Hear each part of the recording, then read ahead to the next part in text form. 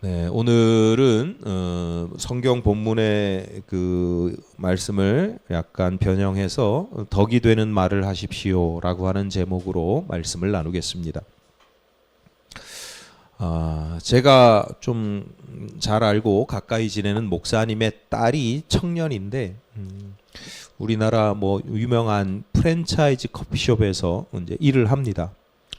뭐 그 프랜차이즈는 좀 기한이 되면 지점을 이렇게 이동해서 바꿔서 근무를 하는 모양이에요.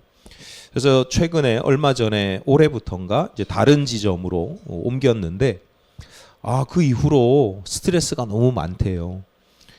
직접 이야기를 듣진 못했는데 그 목사님하고 사모님이 우리 딸이 저기 커피숍으로 옮긴 다음에 너무 힘들다는 거예요. 왜 힘드냐 들어봤더니 그 커피숍이 있는 건물에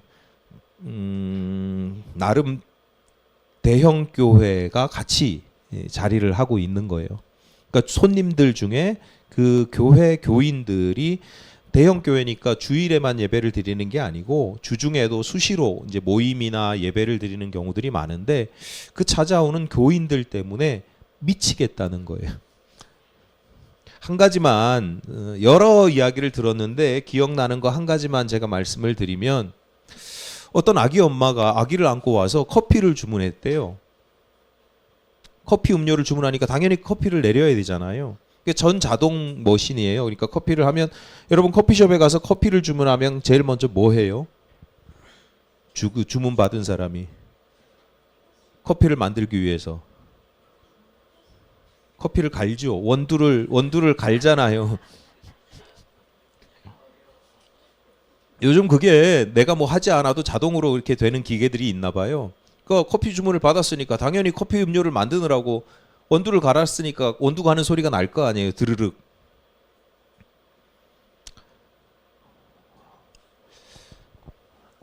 그 소리 때문에 우리 아기가 깼다고 놀라서 깼다고 따지더라는 거예요. 진상인가 보다 뭐 이렇게 생각할 수도 있는데 그 뒤에 덧붙이는 말이 더 가관이었습니다. 이제 곧 예배당에 들어가서 예배 드려야 되는데 우리 아기가 깨서 예배를 드릴 수 없으니 당신이 책임을 져라. 어떻게 책임을 지겠냐. 이거 어떻게 해야 돼요? 이야기를 듣기만 해도 이게 뭐 대응할 방법이 없잖아요. 우리가 전해 듣는 이야기로도 그런데 그런 이야기를 직접 듣고 매일같이 그런 일을 당하는 사람, 당사자 입장에서는 얼마나 환장할 일이겠어요. 그러니까 그 청년이 시쳇말로 그렇게 표현하는 거예요. 그 교회 교인들 다 미친 것 같다고. 그래서 저도 뭐라고 거들어야 되잖아요. 그래서 그 정도면 그게 어떤 인격이나 성품이나 또는 신앙의 문제라기보다는 좀 마음이 아프신 분인 것 같다. 그러니까 아픈 분이 교회를 다녀서 그런 것 같다. 그렇게 이야기를 하는데 이게 하나의 사례니까. 그래서 한두 번이 아니다. 이런 일들이. 그래서 이렇게 표현해요. 다들 미친 것 같고 그래서 내가 미칠 것 같다. 심지어 어떤 이야기를 하냐면 어떤 남자 청년을 만나는데 만약에 만나게 되면 그 청년이 교회를 다닌다 그러면 앞으로 난 연애도 못하고 결혼도 못할 것 같다. 목사님 딸인데도 그 정도로 일종의 트라우마가 생긴 겁니다. 지난 주일에 신앙적으로 우리가 좀 발효가 되어야 된다. 부패가 아니라 발효가 되어야 된다라고 말씀을 드렸습니다. 우리의 현실은 우리의 실존은 한계는 사람으로서의 한계는 죄인이니까 성도지만 여전히 죄인이니까 부패하는 것이 현실이고 한계라고 할지라도 난 이걸 변명으로 삼고 그걸 당연하게 여기면 안 된다. 에베소의 교인들은 이미 예수를 믿는 사람들이었고 또한 아주 잘 믿는 사람들이었습니다. 예수 그리스도에 대해서 잘 배웠고 그리스도의 말씀에 교훈에 대해서도 잘 배웠어요.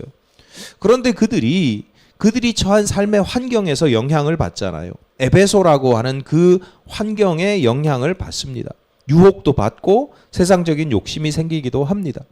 바울이 굳이 편지를 써서 에베소에 있는 교우들에게 교훈하고 경고하고 경계하게 하는 이유인데, 오늘날 우리들은 어떻습니까? 우리라고 다르지 않지요.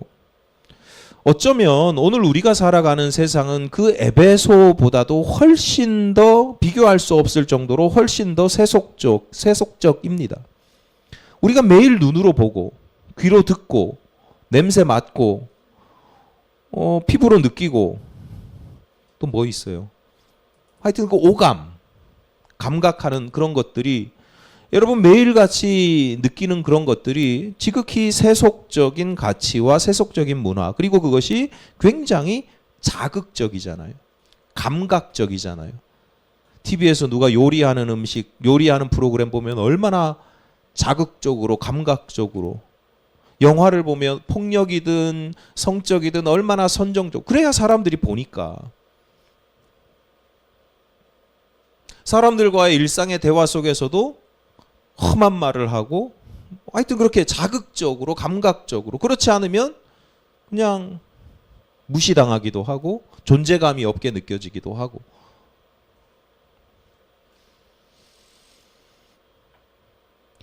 그렇기 때문에 오늘날 교회 성도, 오늘날의 많은 성도들이 에베소 교회의 성도, 에베소의 성도들처럼 그 지역에 어떤 영향을 받거나 유혹을 당하거나 욕심이 생기거나 뭐 이런 거와는 비교되지 않게, 오히려 이미 우리들은 그런 세상의 삶에 익숙해져 버린, 영향을 조금 받거나 유혹을 당하거나 이 정도가 아니라 이미 그런 세상 속에서 우리가 풍덩 잠겨서 살아가고 있는. 그러니까 내가 예수 믿는 사람입니다, 난 교회 다닙니다 라고 주변 사람들한테, 어떤 낯선 사람들한테 내가 이야기하지 않으면, 나에 대한 정보가 없는 사람들은 내가 살아가는 삶의 모습만 가지고 저 사람 우리와 좀 다른데? 교회 다니나 봐, 예수 믿나 봐. 알아요? 몰라요?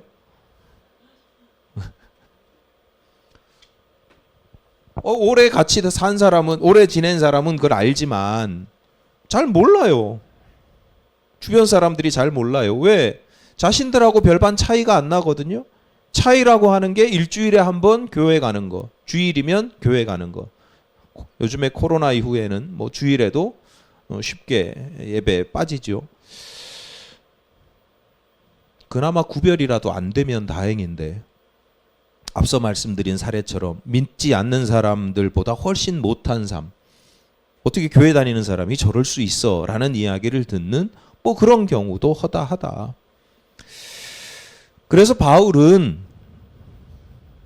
에베소서 4장 22절부터 24절에서 너희는 유혹의 욕심을 따라 썩어져가는 구습을 따르는 옛사람을 벗어버리고 오직 너희의 심령이 새롭게 되어 하나님을 따라 의와 진리의 거룩함으로 지으심을 받은 새 사람을 입으라 라고 권면을 합니다. 지난주에 우리가 살펴본 말씀인데, 이 말씀을 자세히 보세요. 옛사람을 어떻게 하라고요? 구습을 따르는 옛사람을, 안 들려요. 네, 벗어버리랍니다. 그리고 새 사람을 입으라 이렇게 표현하죠. 벗고 입는 것은 우리가 신발이나 의복이나 뭐 이런 경우잖아요.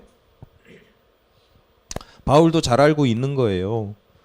사람이라고 하는 존재가, 아무리 성도라고 하더라도 성도라는 존재가 그 자체로 스스로 거룩해질 수 있어요, 없어요? 안 되는 거예요. 오죽하면 사도인 바울이 자기 자신에 대해서도 오호라 나는 곤고한 자로다, 이 사망의 몸에서 누가 나를 건져내랴 이렇게 한탄하잖아요.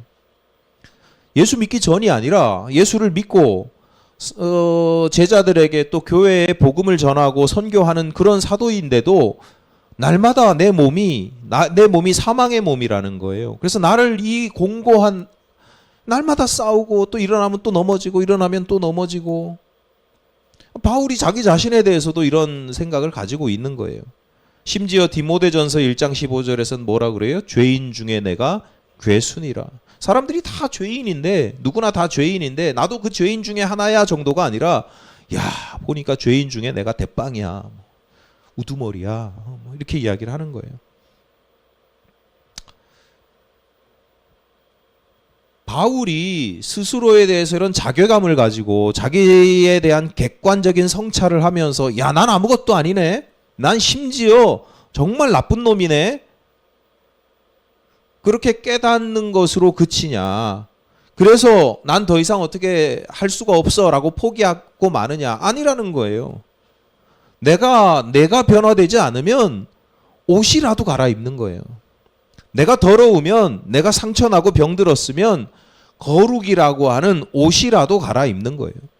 내가 거룩해지지 않는다고 절망하는 것이 아니라 거룩이라고 하는 옷이라도 입는 거죠. 여러분, 지난주에 말씀드린 것처럼 그래서 새해에는 우리가 모두 뭐 새해만 그런 건 아니지만 특별히 새해에 우리가 내가 좀 거룩해져야 되겠다라는 소망을 가지고 기대와 소원을 가지고 살아가시기를 바랍니다. 주님께서 예비하신 새로운 은혜가 있고 새로운 은사도 있고 새로운 사명도 받고 새로운 약속과 축복도 받기를 바라는데, 그러려면 그 모든 새로운 포도주를 감당할 수 있는 새 가죽 부대로 준비가 되어야 한다. 그 새 가죽 부대로 준비되는 것 중에 하나가 내가 거룩함으로 새 옷을 입는 것이다. 수십 년간 이렇게 교회 다녀도요, 소용이 없어요.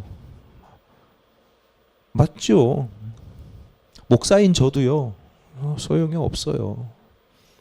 이따가 또 말씀 들어보세요, 뒤에. 낙심하고 포기하지 마시고 오늘은 오늘의 새 옷을 입으시면 됩니다. 우리 매주일 예배 드리잖아요. 매주일 오늘의 말씀이 우리에게 주어지고 그 말씀의 새 옷을 입고, 그래 내가 한 주간 동안 이렇게 살아봐야지. 또 한 주간 살다 보면 그 옷이 더러워지잖아요. 물들잖아요. 그럼 또 다음 주에 또 새 옷을 갈아입고 그렇게 살아가는 거죠. 지난주에 말씀을 드린 것처럼 바울은 새 사람을 입으라고 권면하면서 보다 구체적인 실천 사항들을 나열하는데 그게 25절부터 32절까지예요. 근데 오늘은 제가 편의상 29절까지만 읽었어요. 본문을 차근차근 다시 한번 우리 아까 읽었는데 다시 한번 살펴보기를 바랍니다. 그런즉 거짓을 버리고 각각 그 이웃과 더불어 참된 것을 말하라. 이는 우리가 서로 지체가 됨이라. 분을 내어도 죄를 짓지 말며 해가 지도록 분을 품지 말고 마귀에게 틈을 주지 말라. 도둑질하는 자는 다시 도둑질하지 말고 돌이켜 가난한 자에게 구제할 수 있도록 자기 손으로 수고하여 선한 일을 하라. 무릇 더러운 말은 너희 입 밖에도 내지 말고 오직 덕을 세우는데 소용되는 대로 선한 말을 하여 듣는 자들에게 은혜를 끼치게 하라. 자, 사도 바울의 글을 읽어보면 어떤 때는 참 체계적이고 조직적인데 또 어떤 때는 이렇게 장황스럽게 보일 때가 있습니다. 아마도 제가 또는 우리가 바울의 수준에 이르지 못했거나 또는 그 당시 뭐 문법이나 문학이나 이런 기법들이 문화와 정서 이런 걸 알 수 없기 때문일 텐데, 아무튼 저같이 조직적인 사람은 이 말씀들이 32절까지 있는데 정리가 안 돼요. 뭐 주제가 이렇게 순서대로 나열이 되거나 뭐 이렇게 이 카테고리가 있거나 뭐 이래야 되는데 뭐 장황하게 이거 해라 저거 해라 막 이렇게 있잖아요. 그래서 이걸 설교를 어떻게 할까 고민하다가 그냥 그래 뭘 안 되는 걸 다 하고 굳이 그럴 필요 없잖아요. 그래서 29절까지만 읽은 건데, 그런데 제가 굳이 이렇게 장황하고 다양한 많은 주제들이 있는데 우리가 이걸 한번 다시 보십시다 라고 한 데는 이유가 있어요. 그게 뭐냐면 장황하고 다양해서 서로 다 다른 것 같은데 공통점도 하나 있어요. 너희가 거룩함의 새 옷을 입으라, 새 사람을 입으라고 하면서 나열하는 구체적인 실천 사항들이 가지는 다 다른 이야기 같은데, 마귀에게 틈을 주지 마라, 도둑질하지 말고 수고해서 얻은 것으로 나눠줘라, 분을 품지 말아라, 분이 나도 입 밖으로 내서 범죄하지 마라. 뭐 이렇게 뭐 다양한 것 같은데 공통점이 하나 있어요. 바울은 오늘 본문에서, 적어도 오늘 본문에서 거룩을 이야기하면서 종교적인 거룩함을 이야기하지 않아요. 너희들 거룩함에 새 옷을 입어야 돼. 그러니까 하루에 5시간씩 기도해. 이렇게 이야기하지 않습니다. 주일마다 예배 빠지지 말고 오후 예배 다 드리고 수요 예배 드리고 금요 기도회 하고 하루에 3시간씩 기도하고 말씀 꼭 읽고 금식하고 이런 이야기 하지 않아요. 물론 바울이 그거 안 해도 된다 이런 뜻은 아니겠지요. 그런 종교적인 거룩함은 우리의 성도의 기본이죠. 굳이 이야기하지 않아도 제가 그래요. 가끔 뭐 이렇게 말씀 안 드리면 그거 안 해도 되는 줄 아시는 성도님들이 있는데, 예. 아니 기본이 있잖아요. 기본이. 밥 먹으라고 해야 밥 먹습니까? 때 되면 밥 먹어야 되고 때 되면 자야 되는 거죠. 운동해야 되는 거고. 성도 이 종교적인 거룩함은 성도의 기본이에요. 어쨌거나 적어도 오늘 본문에서 바울이 이야기하고 있는 것은 그런 종교적인 의례로서의 거룩함이 아니라, 의식으로서의 거룩함이 아니라 우리 일상에서의 삶, 세속에서의 삶에서 거룩해야 된다라고 하는 것을 다루고 있다. 공통점이다. 그러니까 우리가 먼저 짚고 넘어가야 할 것이 있는데, 우리의 거룩함이 어디에서 드러나느냐? 성도의 거룩함이 언제 나타나느냐? 또 어떻게 드러나는가? 아무도 없는 고요한 예배당에서 홀로 눈물을 흘리면서 또는 눈물을 삼키면서 1시간씩 기도하는 모습 거룩해 보여요? 안 거룩해 보여요? 거룩해 보이죠. 해야 돼요. 그런 거.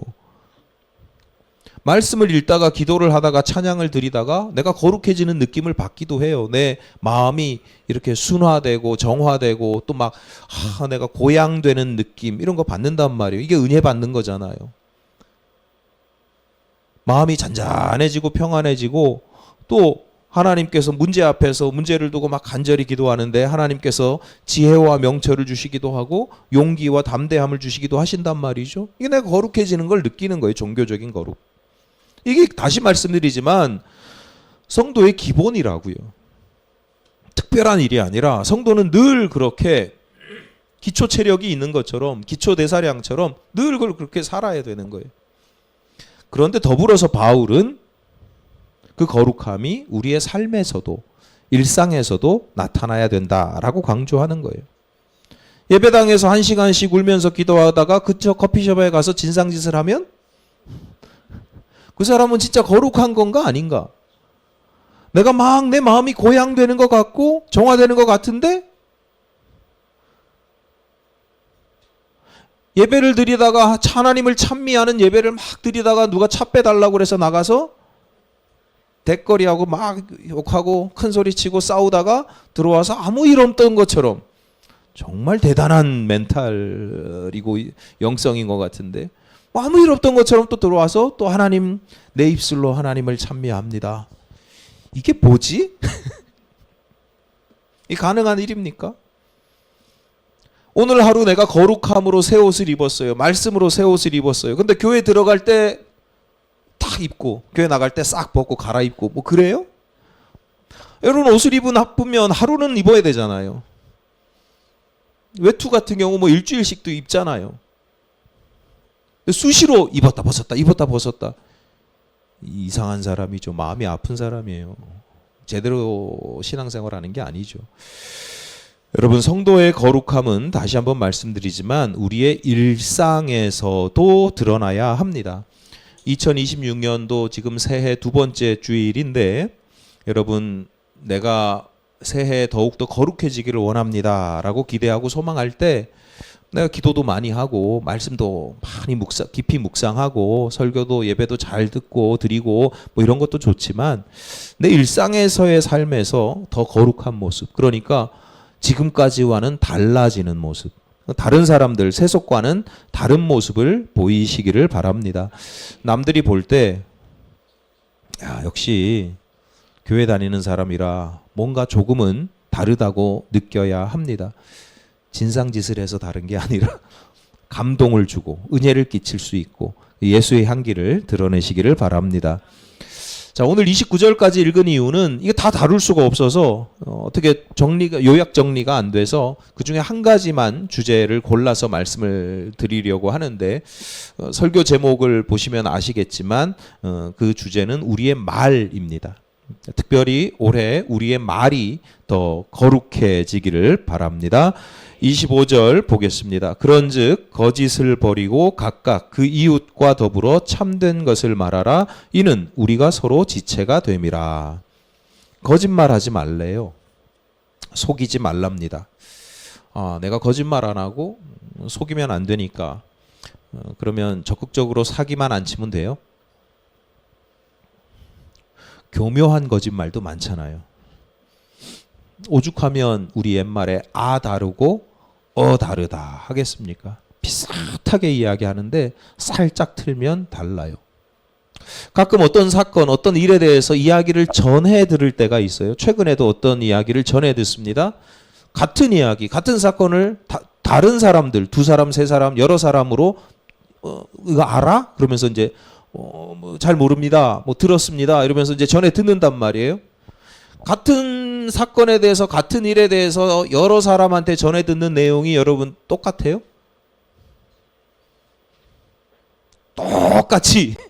똑같이 정보가 옵니까? 다르죠. 이게 사람들이 많이 다르구나 라고 느낄 때가 이런 경우입니다. 왜? 사람들은요, 내가 들은 대로 전하지 않습니다. 내가 이해한 대로 전해요. 이해한 대로. 이렇게 얘기를 해도 저렇게 이해하는 사람이 있고,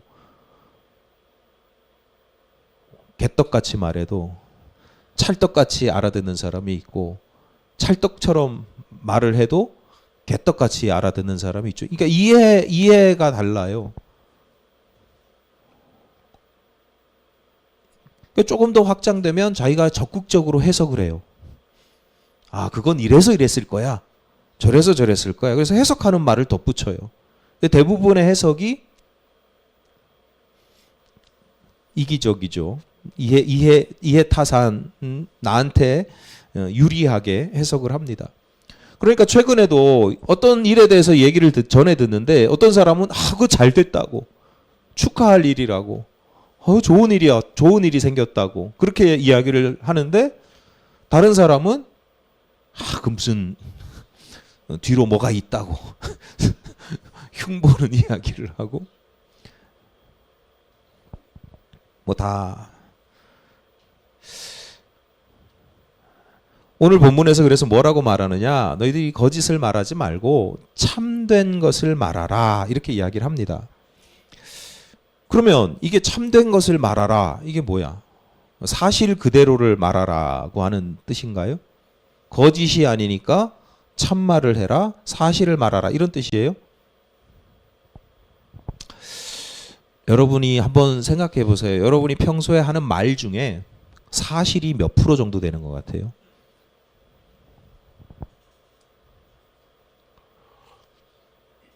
나는 100% 사실만 이야기한다 이렇게 생각하시는 분 계세요? 평소에 거짓말을 잘 하시나?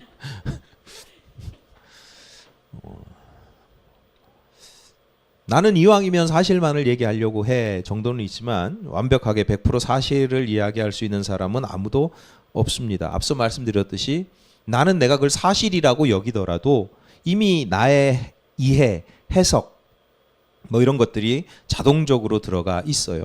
그래서 우리는 사실을 알 수도 없고, 그래서 진짜 제대로 된 사실을, 팩트를 말할 수도 없어요. 말씀이 점점 복잡하고 난해해지고 쓸데없는 얘기라 좀 이렇게 적용하기 어려운 이야기라서 일단은 여기서 정리하고, 참된 것을 말하라 라고 하는 건 너희들이 사실만 말해야 돼 이런 뜻이 아니고, 원문을 보면 진리를 말하라 이런 뜻이에요. 진리를 말하라. 사실이 아니라 진실, 진리를 말하라. 애굽을 탈출한 히브리 백성들이 광야에서 40년간 방황하지요. 고생하다가 하나님께서 약속하신 목적지, 드디어 젖과 꿀이 흐르는 가나안 땅을 마주보게 됩니다. 그러니까 모세가 12명의 정탐꾼을 보내지요. 여호수아와 갈렙은 하나님께서 말씀하신 대로 갔다 왔더니 정말 말씀하신 그대로입니다. 젖과 꿀이 흐르는 땅입니다. 가서 우리가 저 땅을 차지합시다. 이렇게 보고를 하죠. 근데 나머지 10명은 뭐라고 그래요? 그곳에 가봤더니 막 포도송이가 얼마나 큰지 두 사람이 막대기로 이렇게 연결해가지고 막 그렇긴 한데 그 사람들이 거주민들이 얼마나 거대한지 장대한지 우리는 마치 그 사람들 앞에서는 메뚜기와 같습니다. 큰일 났습니다. 아니 젖과 꿀이 흐르면 뭐합니까? 그 땅을 차지하고 있는 사람들이 저렇게 힘이 세고 장대한데 큰일 났습니다. 여러분 10사람의 보고는 사실이에요? 거짓이에요? 사실이죠. 예. 다소 과장됐긴 했지만 사실입니다. 자신들의 해석이 들어가 있긴 하지만 큰일 났어요. 이게 다 해석이잖아요. 자신들의 해석이 들어갔지만 새빨간 거짓말은 아니에요. 심지어 의도가 나쁜 것도 아니에요. 여러분 이제 잘 들으십시오. 구체적인 제가 오늘 설교를 하는 이유는 지난주에는 거룩에 대해서 거룩의 새 사람을 입으라고 했으면 우리가 오늘은 좀 구체적으로 실천할 걸 한번 묵상해보자 라고 하는 거니까 잘 들으십시오. 성도들이 절대적으로 조심해야 될 말의 습관이 있는데 문제를 지적하는 거. 불평불만을 토로하는 겁니다. 성도는 항상 내가 문제를 지적하는 말을 할 때, 내가 불평불만의 말을 할 때 조심해야 되고 하시면 안 돼요. 자, 그러면 지금 제가 이렇게 말씀을 드리잖아요. 불평불만을 하시면 안 됩니다. 문제를 지적하시면 안 됩니다. 여러분 중에 믿음이 좋으신 분들은 저를 신뢰하시는 분들은 목사님이 저렇게 말씀하셨으니까 성경이 그렇다고 하니까 아멘 순종해봐야지 이러겠지만 아니신 분도 계시죠. 제가 이거 구체적인 실천이라고 그러잖아요. 실천. 나는 문제를 좀 잘 지적해. 나는 불평불만을 막 이야기해. 왜요? 문제를 왜 지적해요?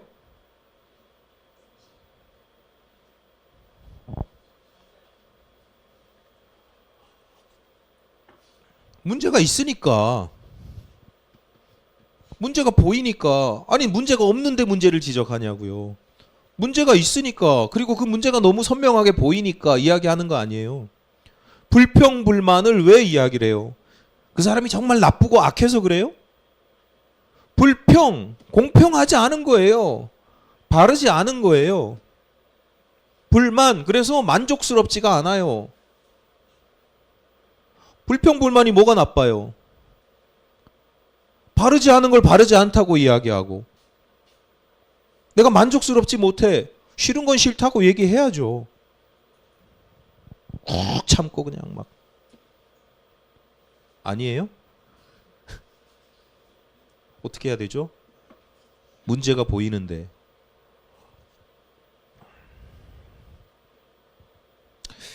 하나님은 왜 불평불만하지 말라고 그래요? 말씀하시니까 그냥 여러분 믿고 아멘 그리고 그냥 그렇게 살면 돼요? 성경은 왜 문제를 지적하지 말라고 교훈해요?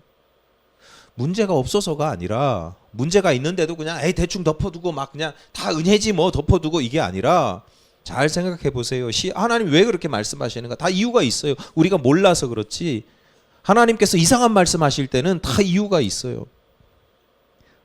왜 그렇게 말씀하시냐면 여러분의 시야를 조금만 넓혀서 보세요. 자, 문제를 지적했어요. 문제가 보여서 문제를 지적했어요. 그래서 문제가 해결이 돼요? 뭐가 바르지 않아. 문제가 있어. 그래서 불평불만을 토로했어요. 그래서 세상이 공평해지고 여러분 만족스러워집니까? 안 되는 경우가 대부분이잖아요. 긁어부스럼인 경우가 대부분이잖아요. 아이고 잘났네. 뭐 그러고 이제 싸운단 말이에요. 사실 오늘 설교 준비를 하면서 주제를 정하면서 정말 많이 망설였어요. 오늘 본문에서 보니까 여러 실천 사항 중에 구체적인 성도의 삶에서 제일 중요한 것 중에 우선되는 것 중에 제일 우리가 유익한 것 중에 하나가 말이긴 한데, 그래서 말을 어떻게 해야 되느냐 이렇게 제가 골라서 말씀을 드리려고 하는데 너무 고민이 되는 거예요. 왜요? 제가 말을 잘 못해요. 제가요 논리적으로 말하는 거 잘합니다. 비평하고 논평하고 비판하는 거 엄청 잘해요. 여러분한테 성도님들한테 그런 얘기를 제가 굳이 할 필요는 없으니까 안 하는 거지만, 심지어 잔머리가 얼마나 좋은지 이중 삼중으로 비꼬기도 해요. 제가 비꼬아서 말할 수도 있어요. 제가. 그래서 말로 싸우면요 웬만하면 안 져요. 이게 말하는 기술이 좋아서가 아니라 제가 늘 하려고 하는, 제가 말하는 말투가 뭐냐면 늘 사실에 기반을 두고 거짓말 절대 하지 않습니다. 그러니까 거짓말 절대 하지 않는다는 게 거짓말이죠. 그러니까 하여튼 거짓말을 절대 하지 않으려고 해요. 항상 사실에 기반을 두려고 해요. 그러니까 당당한 거예요. 말에 힘이 있는 거예요. 아니 정치인들 보세요.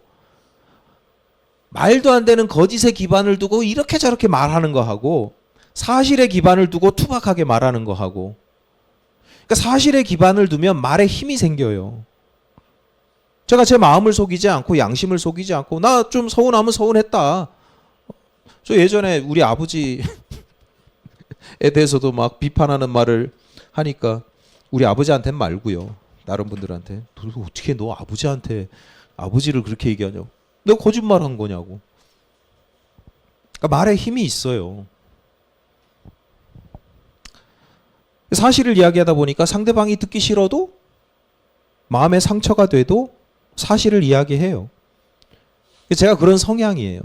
누가 저한테도 사실을 이야기하면 그게 제가 좀 아프고 상처가 돼도 사실을 이야기하는 걸 전 사실을 듣는 걸 좋아해요. 막 돌려서 뭐 우리 목사님 너무 잘생겼어요. 막 저기 뭐 말씀이 너무 은혜로워요. 막 거짓말하는 건 안 좋아해요. 착각이든 오해든 말고 사실을 얘기하면 저는 상처를 안 입어요. 사실이 그렇다면 그래, 요거는 내가 인정할 건 인정하고, 요건 왜 그랬냐면 이렇게 저렇게 이래서 그랬던 거고, 그건 제가 부족해서 그렇다라고 받아들여요. 그러니까 이런 성향이 있으니까 다른 사람들이 막 이야기를 하는데 어떻게 들리냐면 사실을 이야기하지 않는 것처럼 보이는 거예요. 많은 사람들이 어떻게 이야기를 하냐면 내가 보고 싶은 대로 보고 듣고 싶은 대로 듣고 말하고 싶은 대로 말한단 말이죠. 그러니까 더 마음이 조급해지는 거예요. 그래서 나라도 사실을 말해줘야 되겠다. 알려줘야 되겠다. 그래야 도움이 될 것 같다.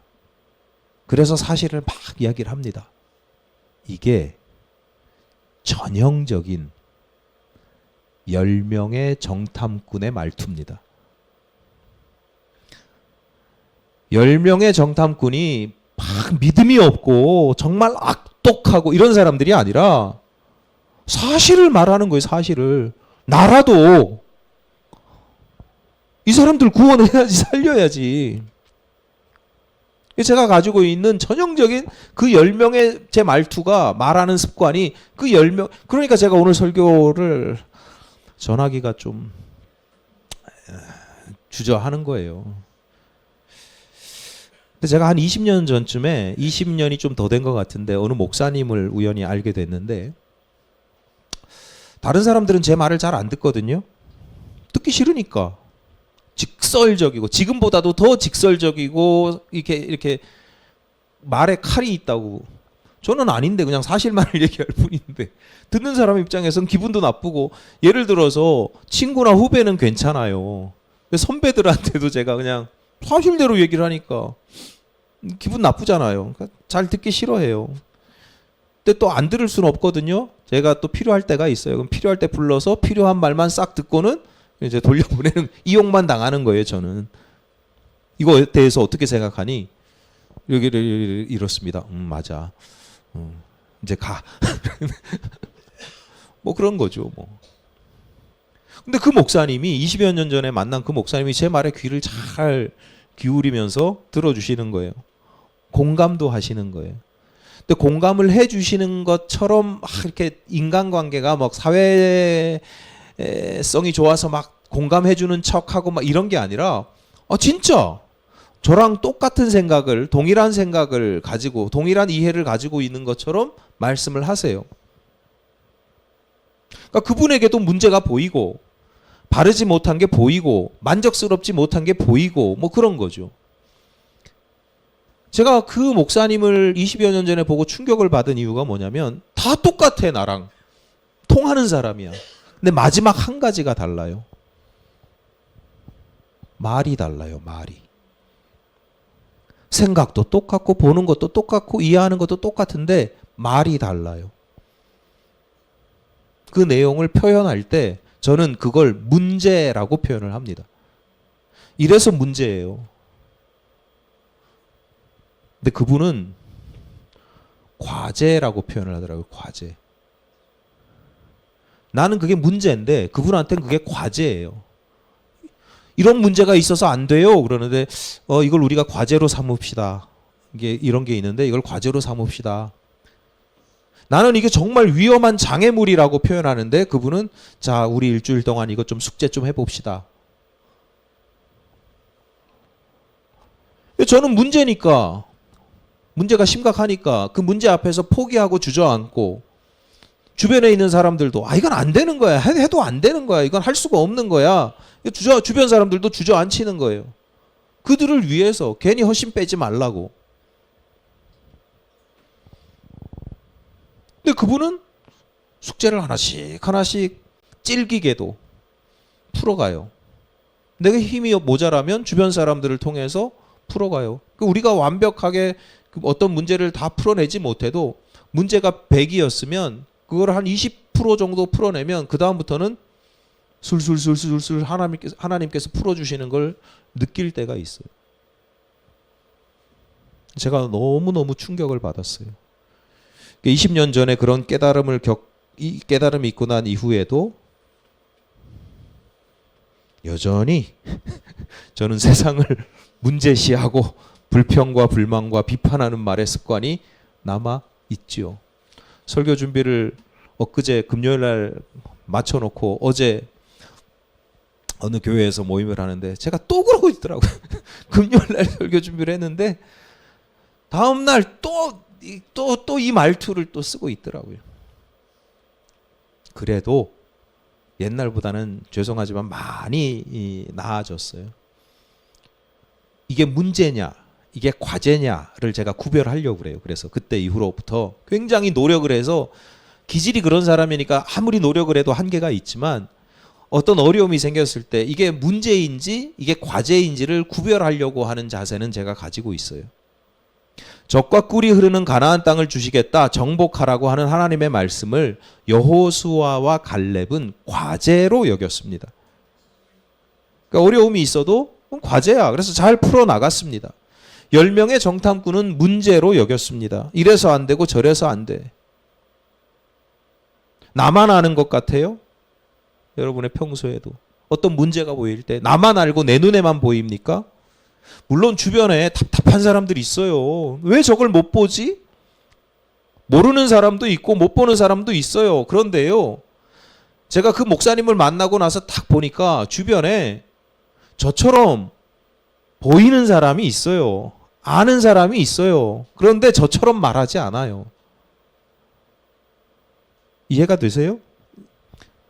어떤 어려움이 있어요. 문제가 있어요. 막 그거를 막 보고 막 말하는 사람이 있는가 하면 못 봐가지고, 아예 못 봐가지고 그냥 막 엉뚱한 소리 하시는 분들도 있는데 그 똑같이 보면서도 저처럼 말하지 않더라고요. 그러니까 10명의 정탐꾼처럼 말하지 않고 여호수아와 갈렙처럼 이야기를 하더라는 거예요. 왜? 거짓말하는 게 아니잖아요. 사실이냐 거짓이냐의 문제가 아니잖아요. 왜 그렇게 말을 해요? 덕이 되니까, 유익하고 좋은 결과를 만들어내니까, 하나님께서 예비하시고 약속하신 기가 막힌 축복을 이끌어내는 말의 습관이기 때문이지요. 본문 29절을 함께 읽겠습니다. 시작.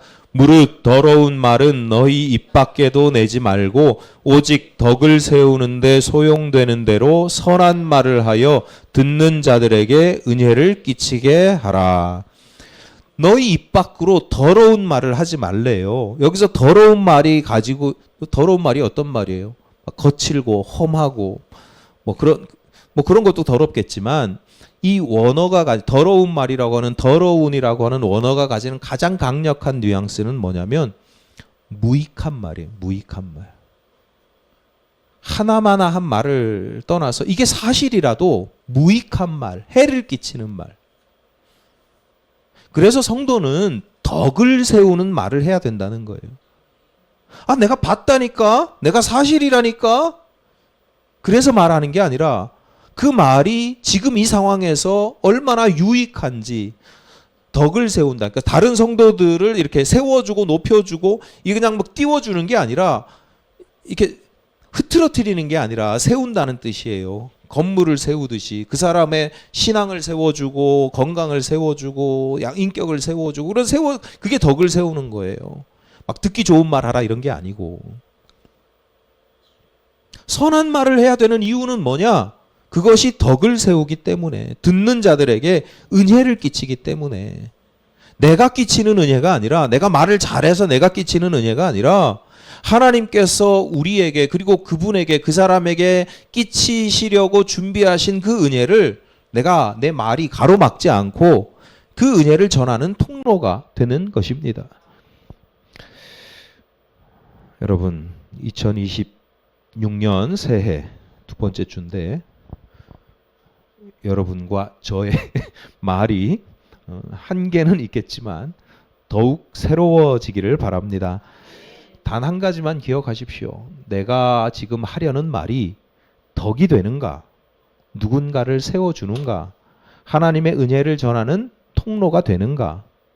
만약에 아니라면 차라리 침묵하시고, 그렇다라고 하면 덕이 되고 은혜를 전하는 통로가 되고 누군가를 세워주는 것이라면 말씀하시면 됩니다. 그게 거룩한 말을 하는, 일상에서 성도들이 거룩한, 예수 그리스도니 교회니 찬양이니 예배니 기도니 이런 표현 안 써도 그런 말을 하는 것이 거룩한 성도들의 말의 습관이다라고 하는 것입니다.